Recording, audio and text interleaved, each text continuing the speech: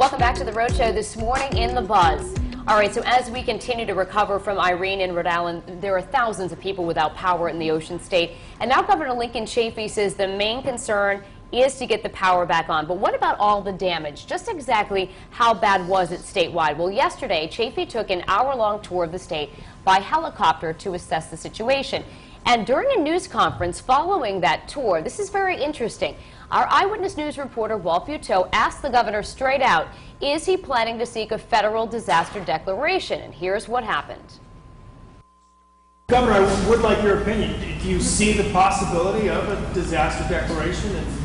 No. No. Then, later in the evening, at another briefing, Governor Chafee began by noting that a federal and state team is still assessing the damage. His spokeswoman said later that the governor's earlier statement had been incorrect. He wants the state to take advantage of all available resources and will undertake the step-by-step process of being declared a federal disaster area. I could not believe yesterday, Patrick, you and I were sitting here during the noon show. Live conference, yep. Carrying that briefing from the EMA Live, and whenever he said no, after Walt Buteau grilled him, I thought, my God, it is too soon for you to be able to answer that question.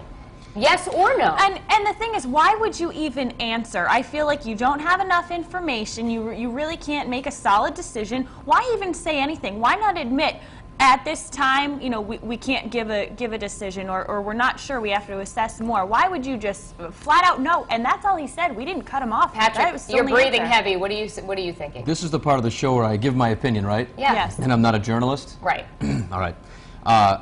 I just think the governor is a couple of things. Misinformed on certain topics when it comes to being the leader of the state and providing that commanding presence when you're at a podium and you're dealing with a disaster in the state that you're the governor of and not knowing what's going on. And that's the sense that I get from him. I need more confidence emanating from the head of the state in these types of situations.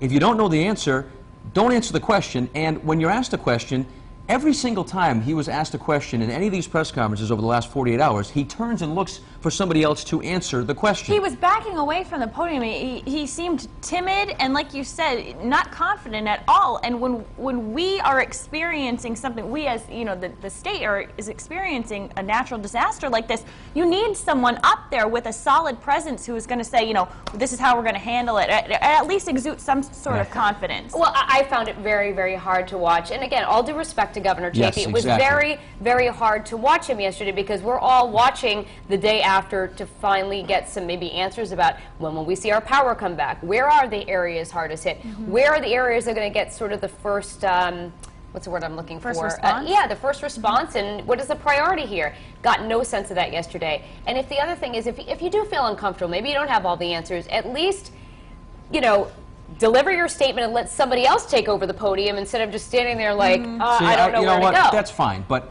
to me that's a sign of weakness. It's you know, and I'm policy, whatever. It's not that. This is not Democrat, Republican. Right. This is a human being taking charge of a situation. And I'll be honest with you, when the Station nightclub fire happened and when the flooding happened in the spring of 2010, when Governor Carcieri went to the podium and talked, it was like E.F. Hutton. I listened because he took control of the situation and delivered the message that people needed to hear. I just don't think Governor Chafee has done that. And, you know, that's my opinion. Agree with it or not, I just don't feel confident when he steps to the podium to discuss what is going on. Our state is destroyed right now. And here's the thing. I think that Governor Chafee is smart. I think agree. he's got the thoughts in there. Of course. He's just going to be able to better communicate them to the state of Rhode Island. Very important. So that we feel it's a huge part of the job. It It's is. a huge part of the job. And why couldn't he have said something, you know, somewhat uplifting of, you know, we are trying our best. We are working around the clock right now. You know, we've got all this, you know, all these other pieces coming together to try and make a decision for you. You know, he just flat out said no,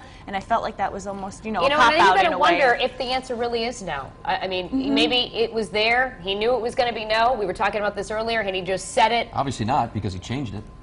Yeah, but that could be just political now, where they're just like, well, we're going to try to seek federal disaster assistance knowing that we're probably not going to get it. Do you know what I'm saying? I don't know that. Well, then don't flip it later in the day. I know, you don't flip it, and that's why as a politician you should never just come out with something and then retract it. Well, you should be able to answer the questions people ask you. Right. If you don't know the answers, say, we're still investigating that. Exactly. We'll come up with a solution as soon as we have more information. Exactly. We're working I just answered hard the to question try and right there. I know. And I don't even know what I'm talking about. I know. Well, Most of the I'm time. sure a lot of people are very opinionated about not just what he said, but how he said it yesterday. What do you think, Courtney? Yeah, I mean, everyone seems to think that we are in need of this if you've driven around the state. So they thought I was a little quick to jump on the yes or no there. So we'll hear if people think we actually need that federal aid here in Rhode Island. Let's start on foxprovidence.com right now. This one is from Sleepyhead, and she said, how about some help getting power back to the many homes still in the dark? And Joe said, I do think Rhode Island is in need of special funding, but there's also money needed in other states that have been severely hit by Hurricane Irene. He said they need it more than us. So here's the poll, what we're asking everyone today. Do you think Rhode Island needs federal aid? Yes, Rhode Island needs to restore electricity. No, we were spared the worst of it.